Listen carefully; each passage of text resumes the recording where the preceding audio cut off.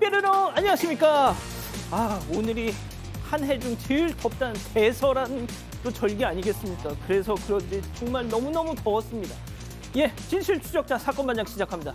집중호우로 인명피해가 속출하고 있던 지난 20일 국민의힘 소속 백경현 구리시장 강원 홍천군의 한 식당에서 열린 야유회에 참석해서 가수 윤수일 씨의 아파트를 그냥 목청껏 불렀더랬죠. 같은 시각 구리시 공무원들 당연히 비상근무 중이었습니다. 비난이 커지자 오늘 저렇게 공식 사과했습니다. 그래도 술은 안 마셨다 하더군요. 자, 오늘 출연자 소개 올립니다. 예, 자, 백다희 아나운서, 양지열 변호사, 박상희 한국열린사이버대 교수, 박지훈 변호사 나오셨습니다. 안녕하세요. 안녕하세요. 예, 하늘이 두 쪽 나도 유일하게 본방사수하는 사반 못 보면 짜증나요 하신 백문희님. 자, 팜스프링스 휴가 와서 썬베드에 누워서 우리 박지훈 변호사님 보고 있습니다 하신 진다혜님. 자, 고양시 일산 서구 아파트입니다. 엘베 안에 강아지 은가를 그냥 두고 갔어요. 당신은 반려견 키울 자격 없다 하신 이강선님. 자, 서울 1호선 퇴근길입니다. 임산부석에 발 올리고 휴대폰 보고 있네요. 아줌마 종 내리세요 하신 권가현님. 예, 안산입니다. 라이더 아저씨가 잘 보세요. 토끼 헬멧을 쓰고 아주 그냥 앙증맞게 머리를 흔들고 있네요. 한참을 웃었습니다 하신 문성희님. 자, 어젯밤 9시 서울 서초 3동 사거리에서 쓰러졌습니다. 남녀 두 분이 119 불러주시고 마사지 해준 덕에 응급실 가서 살아났어요. 사반 통해서 감사 인사드립니다 하신 박정은님. 자, 김명근님 모두 사랑합니다. 재미는 물론 의리로 함께하는 아세사반 뉴스 750 대한민국과 전 세계 동포 가족 여러분의 시설 모아서 출발합니다.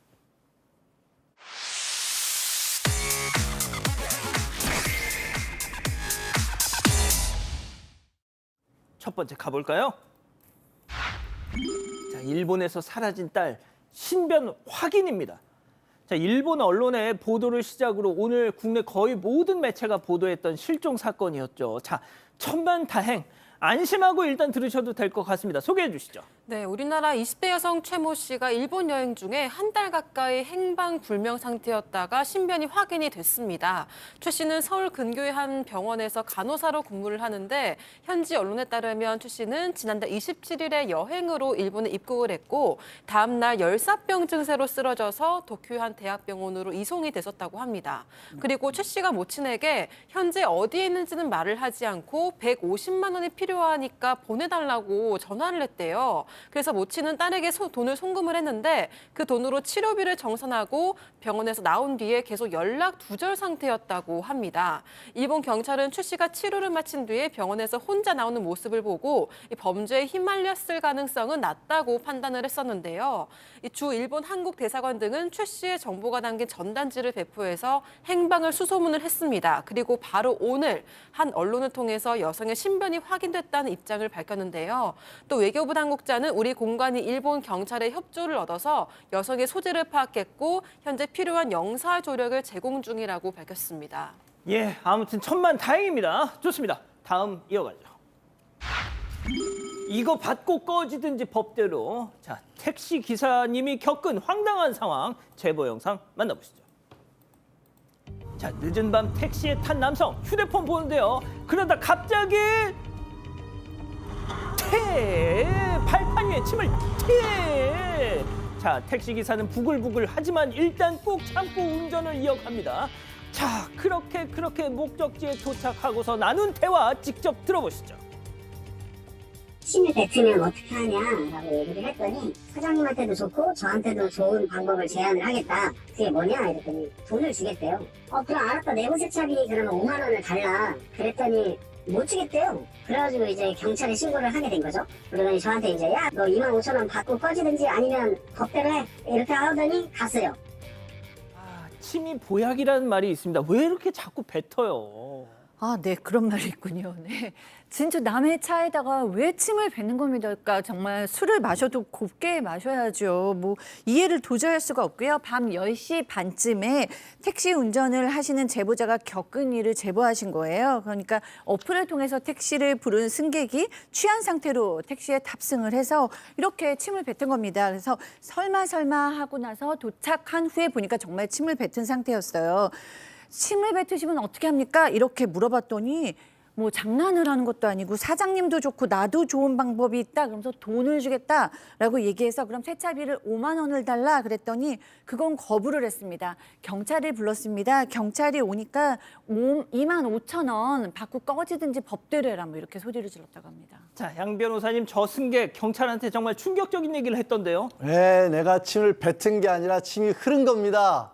이렇게 얘기를 했다랍니다.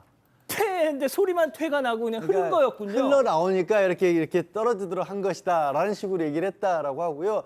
일단 제보자분은 재물손괴로 고소를 했다라고 합니다. 근데 문제는요. 실제로 경찰이 또 이 얘기를 받아들였습니다. 예? 그러니까 만취 상태라서 이게 고의성이 없다라는 이유로 고소를 받아들이지 않았다라고 합니다. 현재 지금 제보자분은 이의신청을 해놓은 상태라고 하고요. 문제는 그래요. 뭐 고의성이 있고 없고 형사처벌을 안 하더라도 이게 혼자자 제보자분이 치우고 청소 다 했으면 사과라도 하든지 보상이라도 하든지 해야 될 거 아니에요. 술 깼으면 예. 그게 없다라는 거죠. 박 변호사님, 네. 보통 아이들은 침이 저렇게 흘러요. 그래서 네. 턱받이를 하지 않습니까? 그렇죠. 소리가 났잖아요. 예. 그러다가 뭐 지금 소리가 이건 침 뱉는 모양새거든요. 그래서 저는 과실, 뭐 음주 이런 것들은 좀 변명에 좀 불과한 게 아닌가 고의적으로 봐야 되긴 하는데 어쨌든 간에 경찰에서는 음주 부분을 보고 그렇게 판단을 하고 있는 걸로 보입니다. 좀 그렇군요. 뱉은 겁니다. 예, 좋습니다. 자, 다음 이어가죠. 어느 회사의 FM 규정입니다. 자, 어느 회사에 지원서를 냈더니요. 황당한 메시지를 받았다는데요. 제보 사진 만나보시죠. 자, 직원을 구합니다. 청소년 문화예술 제작 회사라는데요. 자, 이곳에 지원서를 넣었더니 장문의 안내 문자가 까똑. 나 합격한 거야? 근데 FM 안내 문자 단아까 필수, 관등 성명 필수, 복명 복창 필수. 기본 자세는 눈 감고 머리 묶고 공수 자세 알겠습니까? 자, 그리고 마지막엔요. 이거 동의합니까? 너 같으면 동의하겠습니까? 이거 무슨 ROTC 학군단 뽑는 건가요? 네, 이게 어느 회사 채용글에서 목격된 황당한 FM 공지문인데요. 해당 회사는 청소년을 대상으로 각종 문화예술 프로그램을 연출하고 제작하는 곳입니다. 근데 회사에 지원한 뒤에 받은 기본 FM 안내 내용의 메시지가 논란이 되고 있는데요. 회사 특성에 대해서 안내를 한 건데 FM을 상당히 중요시하고 보수적이라는 시장 문구와 함께 단아까, 관등 성명, 복명, 복창 등을 필수로 강요를 합니다. 또 덧붙여서 대표가 부르면 네 대표님 누구누구입니다. 말씀하십시오. 이렇게 말해야 한다는 좀 세세하게 안내까지를 하고 있는데요. 또 이 기본 자세에 대해서도 눈 감고 머리도 묶고 허리도 펴고 발붙인 공수 자세를 유지해야 한다. 이렇게 안내를 했습니다. 또 황당한 건 해당 업체가 2년 전에도 이 배우 구직글을 올리면서 배우 하대업체라는 내용으로 좀 상당히 논란이 된 바가 있었습니다. 당시에도 죄송하다고 사과글을 올렸지만 똑같은 일이 이번에 또 반복이 된 겁니다. 자, 박 변호사님, 네. 저희 제작진이 그래서 저 업체와 얘기를 좀 나눠봤는데 뭐라고 하던가요? 자, 뭐 업체 설명이긴 합니다. 지금 채용 과정에서 가볍게 지원하는 구직자들이 좀 있어서 갈등이 좀 있었다고 합니다. 그러다 보니까 조금 지원자 태도를 검증하는 차원에서 이런 것들을 엄격하게 좀 만들었다 그러고 FM 규정이 있긴 하지만 이 본사의 직원들도 현재 직원들도 따르지 않는 게 많다고 하는데요. 글쎄요, 저 군대도 요새는 저렇게 하지 않습니다. 그러니까 이거는 뭐 본인들이 말하는 문화예술 프로그램 만드는 업체인데 뭘 단아까를 하고 그럽니까? 충성 뭐 이랍니까? 하여튼 좀 납득하기 어려운데 일단은 변명 쪽으로 그렇게 하는 걸로 핑계 쪽으로 하는 걸로 좀 생각이 좀 듭니다. 그러니까요. 좋습니다. 자, 마지막 사연으로 가보죠. 매일 찾아와 강아지 만져줘. 집단 지성의 판단을 받아보고 싶으시다면서 제보해 주신 사연 함께 들어보시죠. 안녕하세요. 가족들과 식당을 운영하는 60대 여성입니다. 1년 전부터 매일 가게 앞으로 강아지랑 산책 다니는 중년 여성분이 계세요. 결혼은 안 하시고 강아지랑 둘이 사시는데요. 처음엔 가게 앞에 가만히 서 계시길래 남편이랑 딸이 나가서 강아지도 만져주고 견주랑 이런저런 이야기도 나누고 했습니다. 그런데 그 이후로 하루도 빠짐없이 가게 앞에 찾아와서 저희가 나와서 강아지를 만져줄 때까지 안 가시는 거예요. 비가 와도 우산을 들고 와서 가만히 서 계시니까 일하면서도 신경이 쓰입니다. 저희도 안 바쁠 땐 나가서 이야기도 나누고 할 수 있지만 바쁜 시간대에 10분에서 30분까지 저희가 나올 때까지 서 계셔서 당황스러운데요. 또 강아지가 얌전하면 또 모를까. 짖기도 자주 짖고 지나가는 개한테도 막 달려들거든요. 심지어 밖에서 저희 손님들한테도 강아지가 사장님이랑 인사해야 한다 이렇게 말해서 이제 손님들이 먼저 사장님 밖에서 강아지가 기다리니까 나가보시라 이렇게 얘기를 합니다. 장사하는 입장이라서 손님들이랑 갈등 생기면 저희만 손해잖아요. 그런데 이분은 식사는 2, 3개월에 한 번씩 와서 드시는데 가게 앞은 매일 찾아오셔서 대체 어떻게 해야 될지 모르겠습니다. 남편은 사람이 외로우면 누구나 말 걸고 싶어 한다. 그냥 인사해주자 하고는 하는데 1년째 이러니까 정말 스트레스를 받고 있어요. 어떻게 하는 게 좋을까요? 아, 정말 별일이 다 있네요. 기다리고 기다리셨던 푸처 핸즈업 타임 6천여 분의 우리 가족 여러분들 채팅창에 OX로 함께 참여해 보시죠. 먼저 이 사연자 사장님입니다. 아니 아주머니네 강아지 쓰담쓰담 해주는 것도 어쩌다 한 번이죠. 1년이에요 1년. 여기 저 영업장이라고요. 매일 오셔서 식당 밖에 우두커니 이렇게 서 계시면 어떡해요. 저번에 비 온 날 우산 쓰고 장승처럼 서 계시니까 나 완전 무서웠어요. 이런 말까지는 진짜 안 하려고 했는데요. 솔직히 강아지 하나도 안 귀여워요 동그라미. 아 그러시군요. 자 들어보세요. 다음 견주 그 아주머니입니다. 어머머머머 언제 우리 똥꾸 세상에서 제일 예쁜 강아지라고 하더니 결국 나한테 국밥 팔아먹으려고 했던 립서비스였어. 우리 똥꾸 짝사랑인 줄도 모르고 산책만 나오면 나 끌고서 사반국밥 데리고 갔건만. 여봐 우리 애도 지금 화났어. 강아지도 감정이 있어. 동네 장사 그렇게 하지 마. X 박 변호사님. 자, 이게 좀 어느 정도 좀 망상 같은 게 있지 않을까 이렇게 추측되는 부분도 있습니다. 망상이요? 그러니까 약간은 사실 계속 끝까지 기다린다는 게 짧게 기다리고 뭐 안 된다 그러면 가야 되는데 그 자리에 계속 서서 나올 때까지 쓰다듬 줄 때까지 한다는 거 봤을 때는 그런 부분 좀 문제가 있다고 저는 생각이 들고 정확하게 의사 표시를 해줘야 될 것 같아요. 가시라고 해야 될 것 같습니다. 그냥 가라고요? 가시라고 해야죠. 강아지 쓰다듬다 안 할 테니까. 아니면 빨리 가시라고 영업에 방해된다고. 왜냐하면 계속 반복해서 오랫동안 있기 때문에 사실 문제가 되거든요. 이건 정확하게 말씀을 해줄 필요가 있지 않을까. 그래서 저는 그렇게 생각이 좀 듭니다. 자, 뭐 맞는 말씀인데 이게 동네 장사니까 교수님. 네, 저는 뭐 일종의 강박증 증세처럼 늘 했던 거를 딱 그때 그걸 해야 마음이 편안한 약간 불안해서 오기도 하는 또 집착 증세도 보이고 있어요. 근데 이 사장님의 남편분께서 이렇게 얘기하셨듯이 좀 외로워서 그럴 가능성이 높죠. 누군가하고 정서적인 연결이 되고 싶고 관심을 받고 싶고 강아지를 핑계대고 있지만 사실 뭐 강아지가 꼭 그 시간에 거기 가서 있고 싶겠어요.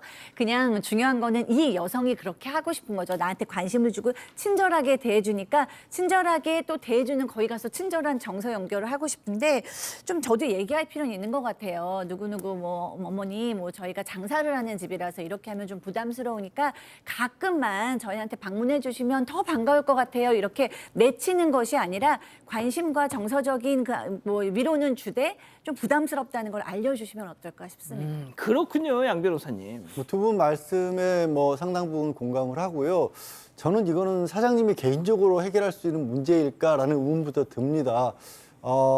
지금 우리나라도 독거하는 그런 그 인구가 굉장히 많이 늘어나고 있고 영국 같은 경우는 그런 문제 때문에 외로움 담당 부서까지도 뭐 부처까지도 만들어질 정도이거든요.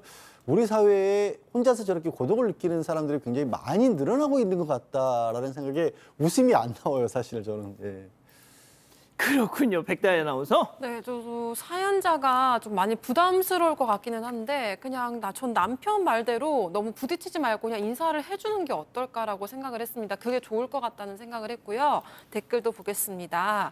김미성님, 한두 번 거절해보세요. 눈치채고 안 할 겁니다. 라고 하셨고요. 자니자니님, 나도 애견인이지만 저건 아닙니다. 라고 하셨습니다. 그리고 파리에이님은요. 음식점에 강아지 입양해서 친구 만들어주면 주인 대신 강아지랑 놀다가 갈 수도 있을 것 같아요. 이런 아이디어도 보내주셨습니다. 그렇군요. 자, 사반 제보 메일, 제보 카톡 많이 연락 주시고요. 잠시 후에 돌아옵니다. 채널 고정, 리모컨 돈 터치. 어떤 공간에도 어울리지만 갓 내린 얼음으로 갓 만든 시원함은 이 여름에 가장 잘 어울리니까 얼음 정수기 국내 판매 1위 쿠쿠 제로백 슬림 얼음 정수기. 알리는 말이죠. 의식의 흐름대로. 계속 보게 되네. 어때? 네가 찾던 취향 여기 다 있지? 나의 취향 만능 알리. 알리익스프레스. 이민샷 이 정도는 돼야죠. 항산화, 활력, 22가지 비타민과 미네랄, 9가지 필수 아미노산과 아르기닌까지 한 번에 역대급 만남, 압도적 스펙. 고려은단 메가도스 이민샷. 새로운 IPTV. 뭐 알아? 이 퀄리티, 이 가격인데. 900원 OTT 할인까지 따져보면 확실한 TV. IPTV.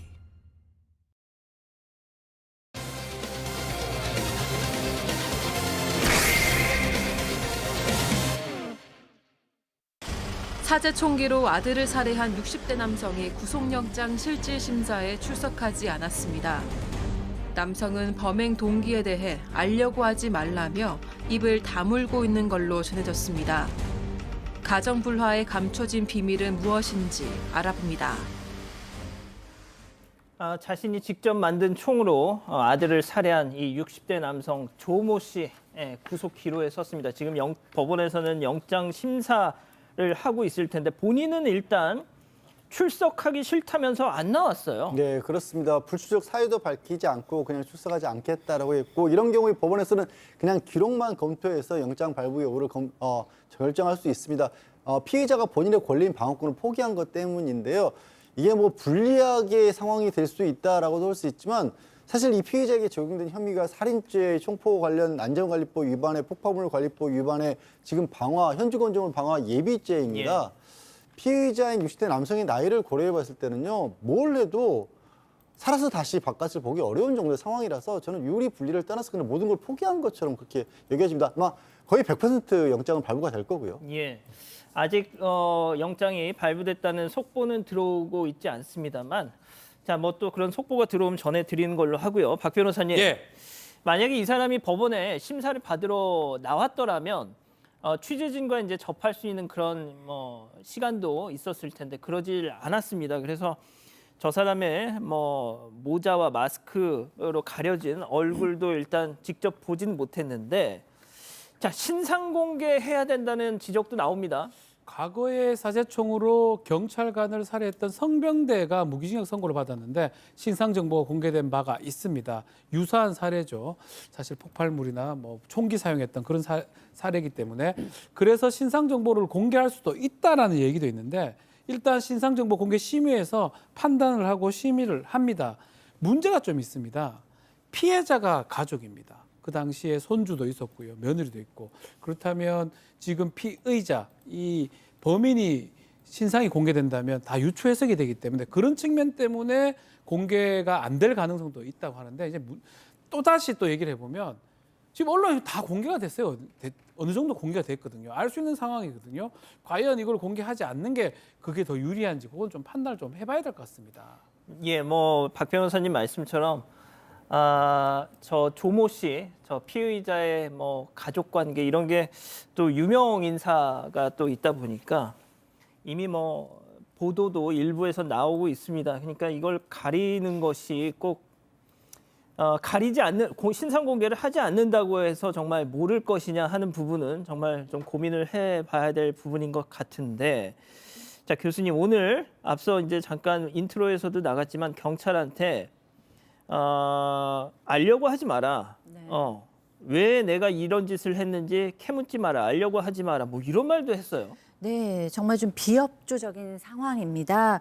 도대체 왜 이런 범행을 저질렀냐라는 말에 가정 불화가 있었다라고 얘기하고, 경찰이 계속 추궁을 하니까 알려고 하지 마세요라고 얘기를 했다라는 거예요. 그러니까 구체적인 범행 동기를 얘기하지도 않고 삶의 의지를 상실한 듯한 모습을 보인다는 겁니다. 그래서 오늘 프로파일러 3명이 투입이 됐대요. 도대체 왜 이런 일을 저질렀는지, 동기가 뭔지, 가정 불화 때문인지 아니면 무슨 보복심 같은 것인지, 정신적인 문제인지, 범행 동기 그리고 남성의 심리 상태 진단에 한동안 집중할 것으로 보입니다. 이게 그 발생 당시부터 사건 내용 자체가 워낙 충격적이었다 보니까 이른바 찌라시도 막 돌고요. 이런저런 보도도 난무하고 있습니다. 네, 네, 온라인 등에서 사실이 아닌 루머들이 쏟아지고 있는 건데요. 이게 예를 들어서 뭐 피의자가 외국인이고 이 피의자인 숨진 아들은 뭐 의붓 아들이다 이런 내용도 있었습니다. 하지만 경찰은 피의자가 한국 국적이고 이 피해자는 친아들이 맞다고 확인을 했고요. 또 지난해 3월에 인천 연수구의 한 고층 아파트에서 이 새총으로 쇠구슬을 쏴서 유리창을 파손한 사건의 범인이 이번에 동일범이다라고 했지만 이것도 사실이 아니라고 밝혔습니다. 또 일부 매체에서 피의자가 아들과 이혼 문제를 두고 자주 다퉜다고 진술했다 이런 보도도 있었지만 경찰이 이것도 해당 보도가 사실이 아니라고 선을 그으면서요. 억측을 하지 말아달라고 당부하기도 했습니다. 자, 가정 불화. 지금까지 본인의 그 피의자 본인의 입에서 나온 건 가정 불화 그 단어뿐입니다. 이 60대 남성 피의자 조모 씨 25년 전 이혼한 전 부인 제가 앞서 잠깐 말씀드렸던 그 유명 인사라는 바로 그분입니다. 전 부인, 유명 미용관리업체 대표. 자, 4년 전 그 전 부인이 인터뷰에서 가족에 대한 얘기를 언급한 대목이 있었습니다. 먼저 체크포인트 짚어보죠. 내 삶의 이유입니다. 자, 교수님. 네. 그 부분 좀 설명 좀 해주시죠. 네, 이 그 전천은 아주 유명한 미용 관리 업체 대표입니다. 그런데 인터뷰에서 이런 얘기를 했어요. 나는 돈을 상당히 많이 벌어놨기 때문에 사실 지금 돈을 안 벌어도 된다. 그런데 나의 삶의 목표는 우리 아들은 나처럼 힘든 삶을 살지 않고 웃을 일만 가득하고 행복했으면 좋겠었다. 그래서 우리 아들이 행복한 거 이게 나의 삶의 목표다라고 얘기를 했어요. 그런데 이 아들은 엄마 아빠가 이혼한 후에도 이 아버지를 챙긴 것 같습니다. 정기적으로 왕래해 오신 것으로 알려지고 있거든요. 그런데 이 아버지, 그러니까 이 가해자죠. 이 범인은 그 20년 전에 이혼했을 때도 이미 굉장히 충격을 받지 않았었나라고 지금 추측이 돼요. 왜냐하면 이때 이 사제 총기를 만들고 뭐 준비하고 이랬던 게 그 이혼할 때쯤하고 시기가 맞아 떨어지거든요. 그리고 이번에 사망한 이 아들은 그 미용 관리 업체에 지금 대표를 맡고 있다고 합니다. 그러다 보니까 이 가정 불화라는 것이 뭐 가족 내 소외감, 뭐 열등감, 혹은 아내에 대한 보복심, 뭐 투사 이런 것이 아닐까 추측이 됩니다. 자, 이 양 변호사님, 이 남편에 대한 그러니까 전 남편에 대한 그러니까 이 피의자 조모 씨에 대한 언급도 그 인터뷰에 있었는데 경제력에 대해서 얘기한 부분이 있었어요. 그러니까 28살에 대학도 졸업하지 않았는데 갑자기 결혼을 하자 그래서 또 응했다라고 합니다. 그런데 돈이 없었을 거 아니에요. 그래서 그때부터 돈을 벌기 시작해서 남편 대학 등록금이나 생활비까지 본인이 벌었다라는 얘기를 했다라는 거예요. 이 남편 그러고 나서 이제 이혼을 했는데 지금 그러니까 직전까지 피의자가 살고 있었던 집, 그 폭발물 설치했던 집이 서울에 있는 70평대 아파트입니다. 관리비만 50만 원, 60만 원 이렇게 나온다라고 하는데 그게 이혼을 한 이후에 전 부인이 산 집인 거예요. 그러니까 이 피해자는 그러니까 이혼을 했어도 전 남편에 대해서 그 정도를 해줬던 모양입니다. 그러니까 전처 명의 집에서 계속 직장도 없이 살았던 겁니다. 그래서 지금 과연 이런 부동산 관계가 혹시라도 뭔가 갈등의 문제가 됐을까 아니면 또 아들과의 금전관계를 없었는 이런 부분을 경찰이 좀 수사를 하고 있다고 합니다. 자, 이 범인의 입을 여는 게 가장 큰 숙제일 것 같은데 일단 계획 범행의 정황들이 속속 확인되고 있어요. 맞습니다. 범행에 사용한 총은 직접 만들었고 폭발물도 미리 설치함 등을 미뤄봐서 이 계획 범죄가 좀 예상이 되고 있는데요. 오늘 그리고 국과수가 1차 부검 결과를 경찰에 전달했습니다. 우측 가슴 부위와 좌측 옆구리 총상으로 장기가 손상돼 숨진 걸로 추정된다고 밝혔는데요. 앞서 경찰은 피의자가 범행 당시 모두 3발을 발사했는데 이 중 2발은 아들이 맞았고 1발은 집 내부 문에 맞았다고 밝힌 바 있습니다. 그러면서 피의자 진술에 의하면 아들만을 노린 범행으로 보인다고도 했는데요. 피의자는 아들을 살해하기 전에 이미 본인 집에 사제 폭발물을 설치하기도 했습니다. 그런데 실제 가동돼서 폭발할 가능성이 큰 구조였던 걸로 확인돼서 충격을 주고 있고요. 이 현장에 출동했던 폭발물 처리반도 이 정교한 구조에 좀 놀랍다는 반응을 보인 걸로 알려졌습니다. 또 한 매체 보도에 따르면 사건이 벌어진 날은 이 아들네 가족이 미국으로 출국하기 전날이라서 이 또한 계획 범죄를 뒷받침하는 게 아니냐 이런 의혹이 나오고 있습니다. 이 아들 내외 아들 가족이 21일 날 미국에 여행을 가러 출국하려는 예정이었는데 바로 그 전날 아들 집에 가서 그 범행을 벌였던 겁니다. 자, 사업적으로 성공한 아내에 대한 열등감, 그리고 분노, 질투. 그래서 결국 아내가 가장 사랑한 아들을 뺏으려고 이 짓을 벌였다. 뭐 이런 게 지금 전문가들의 분석인데 박 변호사님 예. 정리를 좀 해주시죠. 자, 동기를 찾아내야 됩니다. 아직 얘기를 하고 있지 않습니다. 살해 동기도 동기지만 자신의 집에 폭발물을 설치한 동기까지도 찾아내야 됩니다. 실제로는 폭발로 이어지진 않았지만 본인이 얘기를 하는 바람에 실제로 큰 폭발로 될 가능성도 배제할 수 없었다는 점, 그렇기 때문에 왜 이 두 가지 일들을 벌리려고 했는지 찾아내야 되고, 또 문제는 그 현장에 있었던 손주죠. 손주들, 며느리, 심리치료 같은 것도 좀 필요한 상황이 아닌가 그렇게 보입니다. 특히나 그 119에 이제 신고를 했던 며느리분은 충격으로 실신하기도 했었다고 하더라고요.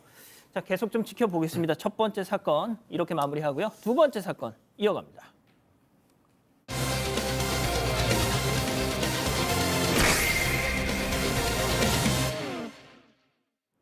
한 여성이 네일샵 안으로 들어옵니다.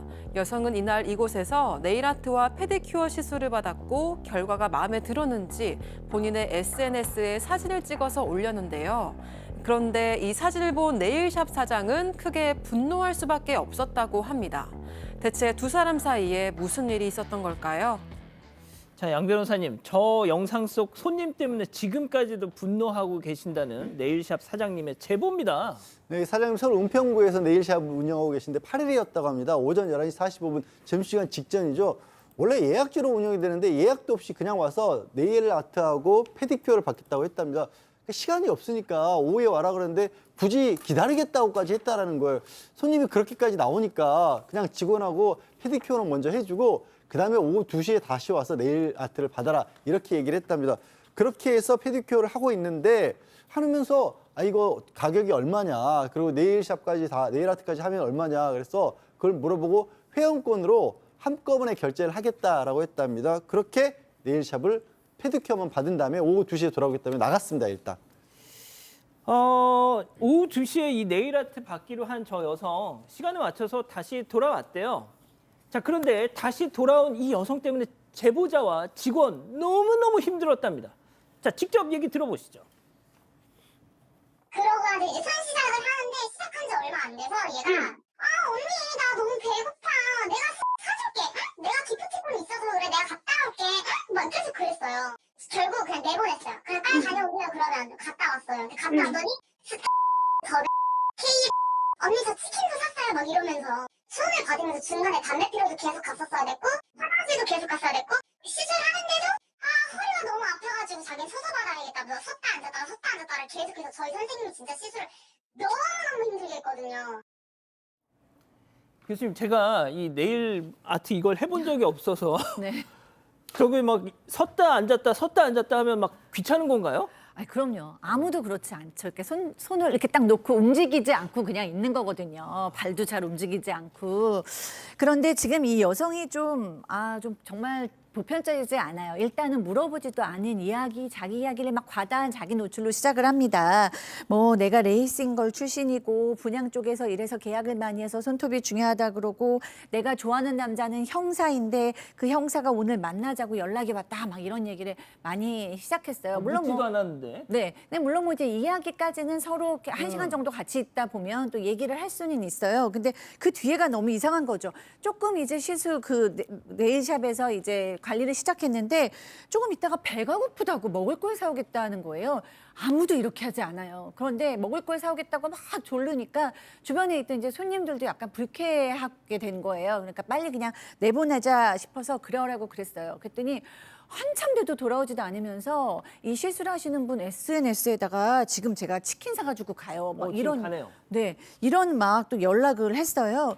그래가지고 커피에 치킨까지 바리바리 사가지고 이제 네일샵으로 돌아왔습니다. 왔어. 그런데 네, 그 외에도 이제 얌전히 받는 게 아니라 화장실 좀 갔다 와야 된다. 담배를 피고 와야 된다. 허리가 아프니까 나 선차로 받겠다. 그러니까 한마디로 가만히 있지를 못하는 거죠. 상당히 좀 감정적으로 불안정하거나 불안도가 높은 상황이 아닌가라는 추측이 됩니다. 박 변호사님, 예. 진짜 영상으로 보는데도 막 정신이 없네. 뭐 혼란스러워. 가만 앉아서 그냥 받으면 되지. 왔다리 핫다리 일났다 앉았다 가장 이제 그게 서서 지금 한다라는 겁니다. 본인 주장은 허리가 아파서 앉아있지 못하니까 좀 서야 된다라고 하는데 문제는 보셔서 알겠지만 네일 아트 이거 하려 그러면 앉아있을 때 자연스럽게 이렇게 해야 되는데 박 변호사님도 해보신 적 있어요? 아니요, 안 해봤어요. 어떻게 근데 그렇게 잘하셔? 좀 보이네요. 그러니까 만약에 쓰면 같이 이제 일어서야 되고 아주 긴장감이 많아집니다. 손목이나. 그래서 지금 시술하는 입장에서 손에 힘도 많이 들어가고 많이 힘들었다고 해요. 보통 2시간 20분 정도면 끝나는데 지금 손톱 길이 연장하고 젤 네일까지 받았다고 합니다. 3시간 넘게 걸렸다고 해요. 저렇게 난리를 치다 보니까 2시에 시작한 게 5시에 끝났고요.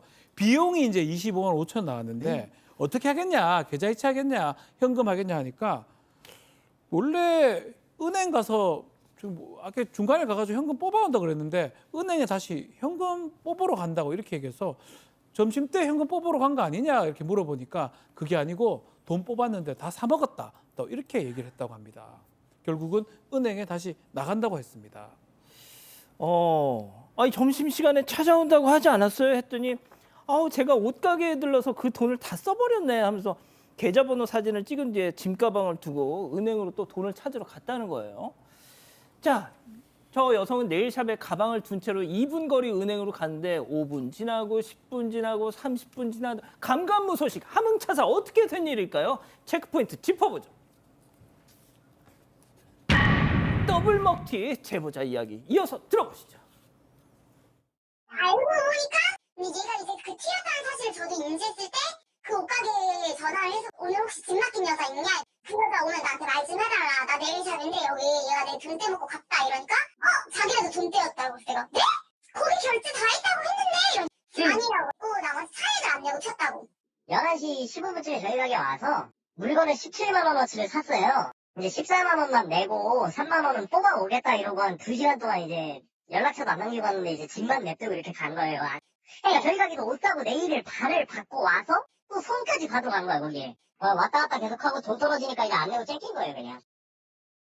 그러니까 옷가게 네일샵을 왔다 갔다 하면서 양쪽에서 다 먹튀를 한 거예요. 맞습니다. 그래서 제보자가 이 시술 중에 알게 된 여성의 SNS에도 메시지를 보내보고 연락처로 전화를 했지만 모두 받지 않았습니다. 그래서 제보자는 이게 먹튀가 맞구나 확신이 들어서 아까 여성이 시술 중에 말했던 그 옷가게 사장에게 전화를 했는데요. 그래서 오늘 짐 맡긴 여자가 있었냐, 먹튀한 거 같은데 좀 보면 이야기를 해달라고 얘기를 했습니다. 근데 그랬더니 이 옷가게 점장이 우리도 당했다 이렇게 얘기를 한 거예요. 이 옷가게 점장에 따르면 제보자 네일샵에 오기 전에 먼저 옷가게에 들러서 17만 원어치 옷을 샀다고 합니다. 그런데 14만 원만 결제를 하고 이 3만 원은 현금을 찾아서 주겠다 이러면서 짐만 둔 채 또 떠났대요. 근데 다시 돌아가지 않았다는 거고요. 옷가게에서 3만 원을 덜 내고 짐만 두고 나온 여성은 제보자 네일샵에 갔고 페디큐어를 한 뒤에 다시 옷가게로 갔습니다. 가서 결제는 하지 않고 화장실을 좀 다녀오겠다 이렇게 얘기를 한 뒤에 집에서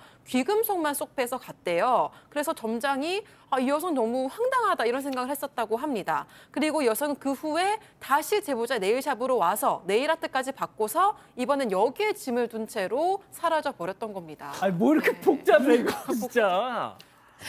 교수님. 네.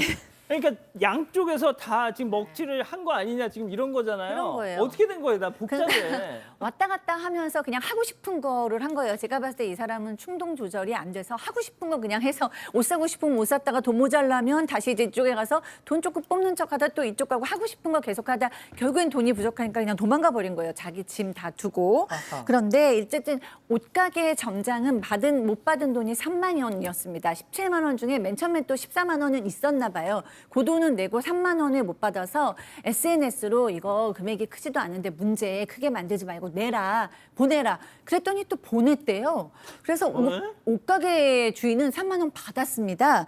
그래서 이제 네일샵 사장님도 나도 연락을 해봐야겠다. 그래서 이제 이 네일샵 비용 빨리 보내라. 몇 시까지 안 보내면 경찰에 신고하겠다라고 메시지를 보냈는데 연락 전혀 없었고요. 심지어 연락처도 다 차단을 당했어요. 근데 이 여성이 얼마나 지금 개념이 없냐면 본인이 먹튀를 했잖아요. 네일샵에. 근데 거기서 한 이 네일 아트하고 패드, 그러니까 손톱 발톱을 자기 SNS에다 또 자랑을 했어요. 인증샷을 올렸어요. 그러니까 이 네일샵 사장님은 얼마나 화가 나셨겠습니까? 양 변호사님, 아니 나 지금도 복잡해 나 지금. 복잡하죠. 근데 돈도 돈이지만 이 제보자분이 또 기분 나빴던 게 그 내일 받으면서 아우 일하는 거 너무 힘들겠다. 이거 몸 아프겠다. 다음에 올 때 제가 맛있는 쿠키 사올게요. 이렇게 막 걱정하는 척을 했다라는 겁니다. 그래놓고 먹튀를 당하니까 농락당한 기분이 들 수밖에 없는 상황이죠. 막 상황은 복잡하지만 그걸 따져보면 그런 거예요. 돈 일부만 주고 나서 페디큐어만 하고 돈 나중에 준다니까 먹튀일까 걱정도 들었지만 또 짐도 맡겨놓고 그 연락처 다 알려주고 이름도 다 말하고 하니까 또 그러니 싶었다가 결국은 당한 거고 이 제보자분이 결국에는 이제 이름이랑 CCTV 영상 지금 보신 거 영상 그리고 다른 어떤 사진 같은 거 이런 거 다 경찰에 넘겼는데 문제가 그게 또 가짜였을 수도 있다는 생각이 드는 게 경찰 측에서 신원 특정을 못 하고 있다는 연락을 받았답니다. 박 변호사님, 예. 세상에 먹튀해가지고 저 한 네일 아트를 SNS에 올려서 자랑하면 진짜 얼마나 이게 약오릅니까? 일부러 저러는 건지 모르고 저러는 건지 하여튼 그 지금 점주 입장에서는 상당히 화가 나는 상황이고 어쨌든 경찰에서 좀 조치가 좀 필요한 상황 아닌가 신원 특정이라도 좀 빨리 좀 해야 되는 상황 아닌가 그렇게 보입니다. 그러니까요. 두 번째 이렇게 마무리하고요. 별별 상담소 이어갑니다.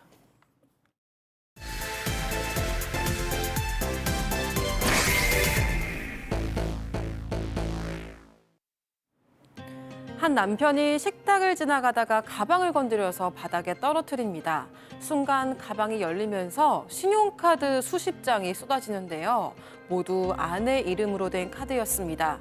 아내는 왜 남편 몰래 그 많은 카드를 숨겨야 했던 걸까요?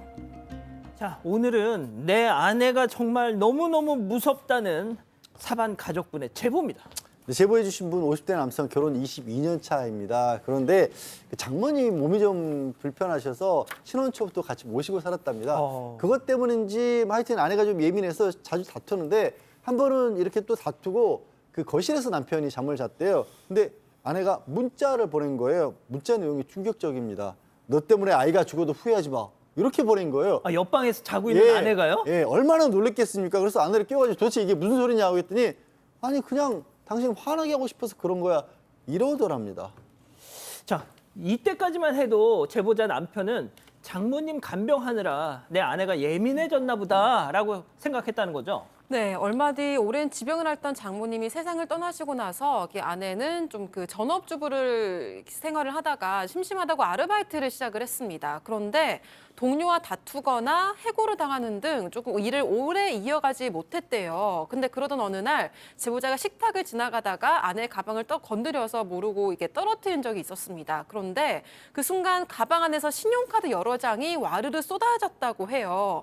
알고 보니까 아내가 남편 몰래 사기를 당했고 그 빚을 갚기 위해서 이 카드 돌려막기를 하고 있었던 겁니다. 다만 어떤 사기인지는 정확하게 말을 해주지 않았다고 하고요. 그런데 제보자는 일단 급한 불부터 끄자 이 생각에 아내 빚 2천만 원을 대신 갚아줬다고 합니다. 카드 돌려막기 하던 아내의 카드빚 2천만 원을 대신 갚아준 걸로 끝난 게 아니죠? 자, 이건 빙산의 일각이었습니다. 의부증 증세가 좀 있었다고 합니다.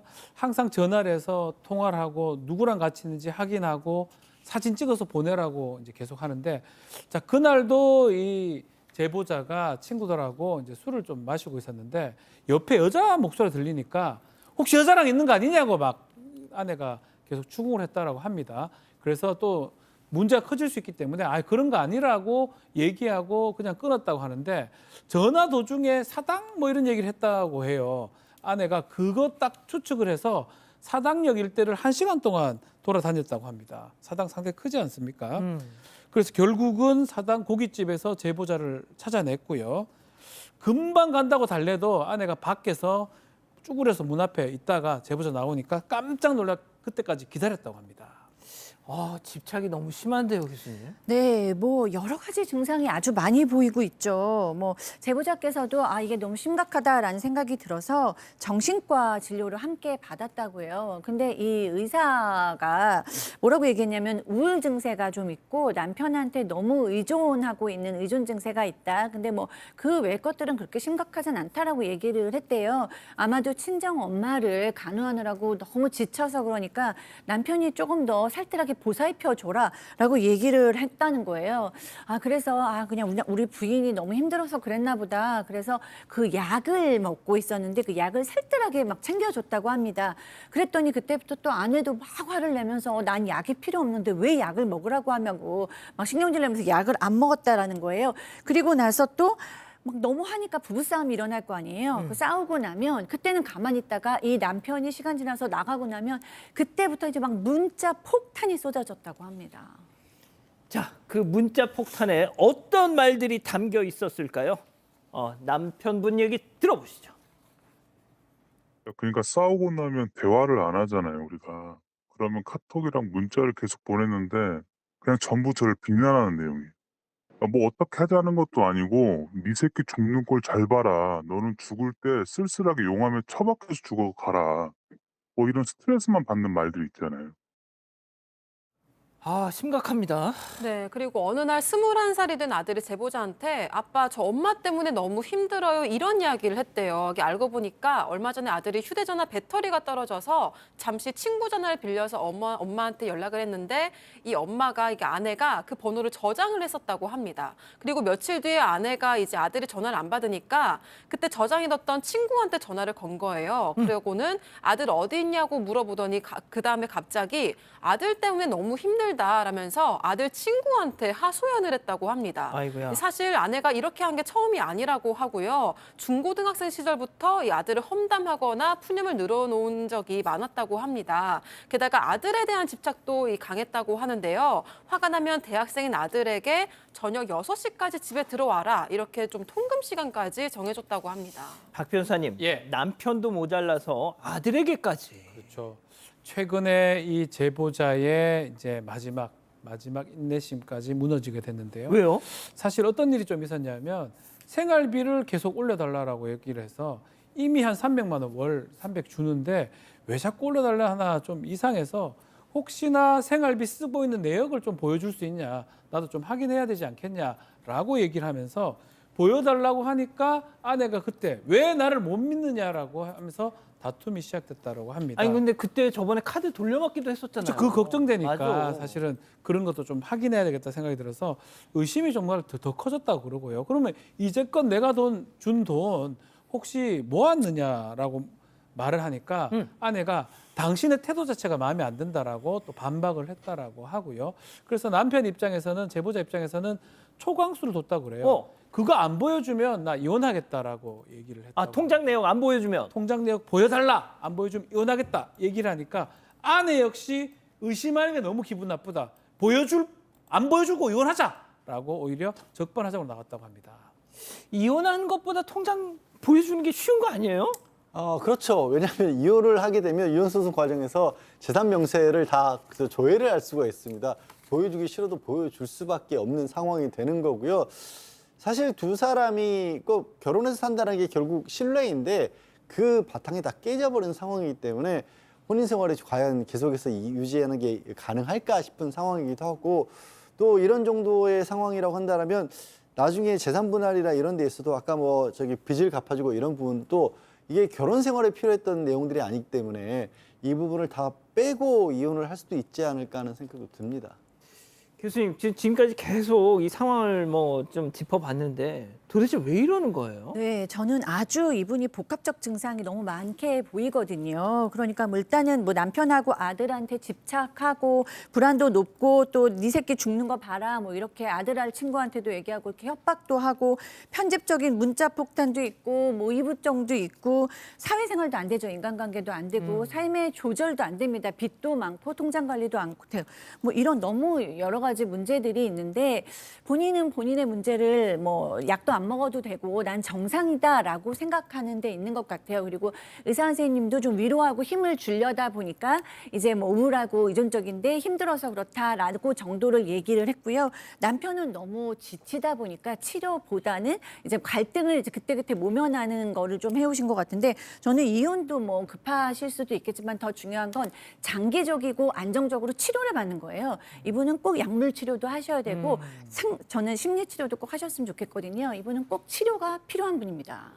박 변호사님. 예, 뭐 실제로 우리 법원 판례는 만약에 지금 이 아내분이 좀 심리적으로 좀 힘든 부분이 있거든요. 그런 게 있으면 부부가 서로 협조하고 서로 좀 협력해서 부양할 수 있는 그런 것들을 좀 부여하고 있기 때문에 아마 뭐 이혼을 한다고 했을 때 쉽지는 않을 가능성도 있습니다. 이게 심리적인 문제라면요. 정말 그냥 고의적으로 만약 하는 거라 그러면 뭐 이혼도 가능하겠지만 그게 아니고 말씀하신 것처럼 심리적 부분이 조금 크다고 그러면 그런 부분도 있기 때문에 남편이 우선 심리적인 부분을 조금 해결해야 될 필요가 있지 않을까 그렇게 생각이 듭니다. 그러면은 뭐 말씀을 종합하면은 치료를 어떻게든 받는 게 우선일 것 같습니다. 네, 댓글도 보겠습니다. 비타민 누나님, 돌려막기 도와주면 계속합니다라고 하셨고요. 우일님, 이혼하세요, 끌려다니지 마세요라고 하셨습니다. 사건 부반장님은 가족들이 너무 힘들 것 같아요라고 하셨습니다. 그러니까 말이죠. 별별 상담소 이렇게 정리하고요. 글로벌 픽 이어갑니다.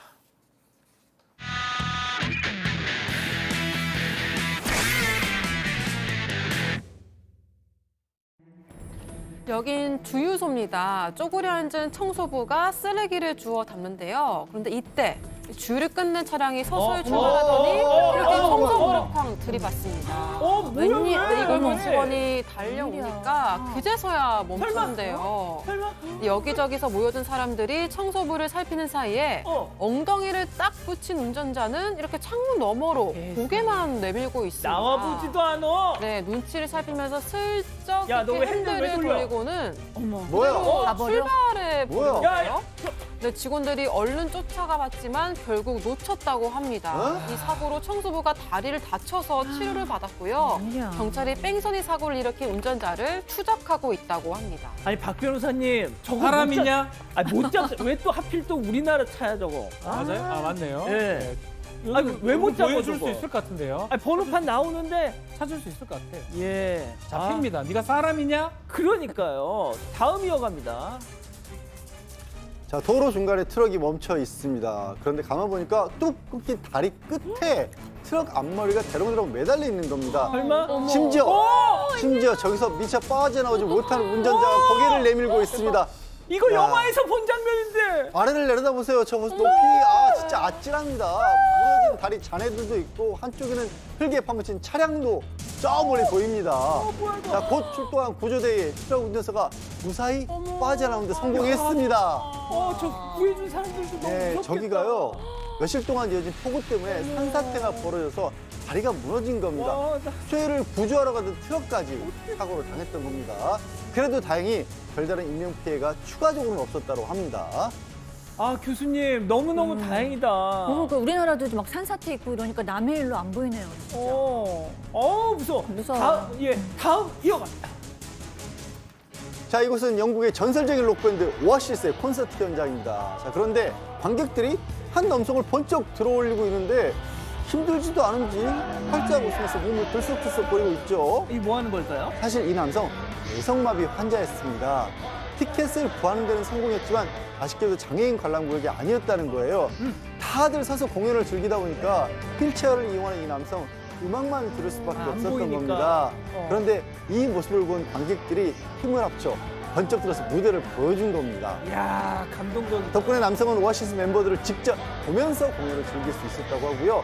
영상을 공유한 남성의 동생, 평생 잊지 못할 응원이었다라면서 감사의 뜻을 전했습니다. 박 변호사님, 저 네. 밑에서 들어주던 사람들은 공연에 집중 못했을 텐데. 아닙니다. 즐겁죠. 저 사람 이제 소리 지르고 하면 같이 소리 질러주고 따라 불러주고 보입니까? 하면 보입니다. 그러고 같이 이제 데리고 하고 그랬을 것 같습니다. 아, 좋은 기억 아니겠습니까? 평생 잊지 못한다고 하는데요. 마지막 영상 이어갑니다.